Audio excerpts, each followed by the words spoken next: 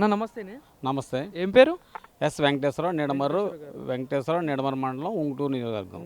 ఇది మన ఏలూరు కిందికి వస్తుంది కదా? ఏలూరు పార్లమెంట్ నియోజకవర్గంలో. బాబాయ్, మరి ఇప్పుడు దగ్గరలో పార్లమెంట్ ఎలక్షన్స్ వస్తున్నాయి, మీకు కూడా తెలిసిందే. ఇక ప్రచారంకి 3 పార్టీలు తిరుగుతున్నాయి, ఇటు కూటమి, అటు వైఎస్ఆర్సీపీ అధికార పార్టీ. సో మరి ఎట్లా ఉంది మరి ఏలూరులో ఏ పార్టీకి అధికారం వచ్చే ఛాన్స్? కూటమికి మేము తెలుగుదేశం మెయిన్ ఇక్కడ ముఖ్యంగా అందరూ ఓట్లు వేయడానికి సిద్ధంగా ఉన్నారు. ఇప్పుడు జగన్ పాలన అంతమైపోయింది. ఆల్రెడీ ఇప్పుడు కూటమికి గెలుపు గ్యారంటీ గ్యారంటీ అవుతుంది. ఓకే, సో ఎవరున్నారు మరి అభ్యర్థి? ఎవరున్నారు గట్టి పోటీ చేయడానికి? అంటే ఎవరు ఇక్కడ అభివృద్ధి చేసే వ్యక్తికి సరైన వ్యక్తి ఎవరున్నారు? పుట్ట మహేష్ యాదవ్కి టికెట్ ఇచ్చారు, ఆయన్నే గెలిపించుకుంటాం. ఆయన కూడా విద్యావేత్త, మంచి బిజినెస్ మ్యాన్ కూడా అవడం వల్ల ఇక్కడ అందరూ కూడా ముఖ్యంగా ఈ లోతట్టు మండలం అంటే నిడమర మండలంలో ఎక్కువ బాగా అభివృద్ధి చెందింది. మన తెలుగుదేశం ప్రభుత్వం అప్పుడు ప్రోత్సహించారు. అంటే లోతట్టు ప్రాంతం వల్ల ఎక్కువ చెరువులు తవ్వుకుంటానికి పర్మిషన్లు ఇచ్చి అన్నీ ప్రోత్సహించి విద్యుత్తు కానీ మన ఇన్పుట్ సబ్సిడీలు కానీ అన్నీ కూడా ప్రోత్సహించడం వలన మనకి ఆక్వా బాగా అభివృద్ధి చెందింది. ఈ రోజుని ఆక్వా నాశనం చేశాడు. ఆక్వా అంటే ఆక్వా ఫస్ట్ని ఇప్పుడు 62 ట్రాన్స్ఫార్మర్ వచ్చి 1,80,000కి ఇచ్చేవారు, 40 ఏమో 90,000కి ఇచ్చేవారు. ఇవాళ 40 కేవీ వచ్చి 4,50,000, 62 7 లక్షలు అవుతుంది.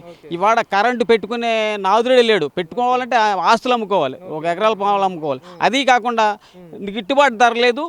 దీని మీద సీడ్ మీద కానీ ఫీడ్ మీద కానీ నియంత్రణ లేదు. జే ట్యాక్స్లు వాళ్ళకి కంపెనీ వాళ్ళు ఇచ్చేస్తున్నారు. రైతు ఎవడు ఇవ్వగలడు? ఇవ్వలేడు. ఇవాళ ఇంటర్నేషనల్ మార్కెట్లో ఇవాళ రొయ్యి రేట్ అనేది పతనం లేదు, డాలర్ వాల్యూ పడలేదు.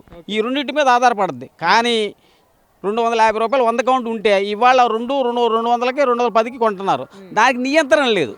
ఏంటంటే ఇప్పుడు మేము అడిగాం, రైతులుగా మేము అడిగాం, ఇప్పుడు ఇంటర్నేషనల్ మార్కెట్ ఏమైనా పడిపోయిందా లేకపోతే డాలర్ వాల్యూ పడిపోయిందా? ఈ రెండింటి మీద ఆధారపడుద్ది. ఈ రెండింటి మీద ఆధారపడినప్పుడు ఎందుకు తగ్గిస్తున్నారంటే ఏం లేదు, దాన్ని నో ఆన్సర్. సో మరి ఎట్లా ఉంది మరి జగన్ పాలన? ముఖ్యమంత్రి అంతమైంది ఇంచుమించుగా. మొత్తం జగన్ మొత్తం మొన్న మా ఊరు అంతా బస్సు యాత్ర జరిపాడు. 10 మంది ప్రతి సెంటర్లో కూడా 10 మంది కూడా లేరు. మెయిన్ గణపురంలోనే 1000 మంది కూడా లేని పరిస్థితి. ఇవాళ కరెంటు మెయిన్ అతను వచ్చినప్పుడు ఏ ముఖ్యమంత్రి లేనట్టు మార్నింగ్ 6కి తీశారు, ఈవినింగ్ 8కి ఇచ్చారు కరెంటు. తాగునీరు లేదు, మా ఏరియాటలు తిరగడానికి కరెంట్ లేదు, కొన్ని దానికి జనరేటర్లు వేసుకుంటాం, వాటర్ తాగునీరు లేదు. అసలు ఇటువంటి ప్రభుత్వం, ఇటువంటి ముఖ్యమంత్రిని ఇంతవరకు ఎప్పుడు చూడలేదండి. అందరూ నానా తిట్లు తిడతా ఉన్నారు. అభివృద్ధి చేసిన అభివృద్ధి చూసే నన్ను ఓట్లేస్తారు అంటున్నాడు. ఆడు మొగం అభివృద్ధి ఏం చేశాడు? అభివృద్ధి ఏం చేశాడు? ఏమైనా చేశాడా? డబ్బులు కొట్టాడు. డబ్బులు కొట్టి 100 రూపాయలు ఇచ్చి 400 ఆకున్నాడు. బటన్ సగం మంది పడతాయి.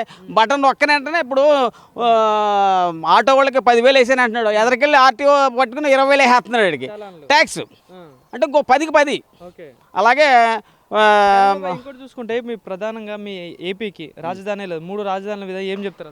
అసలు రాజధాని అనేది అమరావతి రాజధాని. అక్కడ 3 గేమ్ ఆడాడు. ఆఖరి ఏదో గేము ఏదో అటు ఇటు జనాల్ని మొబిలైజ్ చేయడం గురించి చేసిన రాజధాని గురించి అసలు అర్హత లేదు అడగడానికి, చేయడానికి. ఇంకోటి చూసుకుంటే మరి మొన్న రాళ్ల దాడి జరిగింది ఇది మీ ముఖ్యమంత్రి మీద, అది ప్రతిపక్షాలు చేసినాయని ప్రధానంగా చెప్తున్నారు. సో ఏమంటారు మీరు? నిజంగా అసలు రాయి కొట్టేవాడు ఎవడుంటాడు? అటువంటి కొట్టుంటే ఇక్కడ పోలీసులు ఏం చేస్తున్నారు? అసలు అతనికే రక్షణ లేకపోతే సామాజిక రక్షణే ఉంటుంది. అసలు అతను జరిగే మాది నిజమేనంటారు? అసలు నాకే సందేహం. వాళ్ళే చేసుకుంటారు అంతే మా ఉద్దేశం.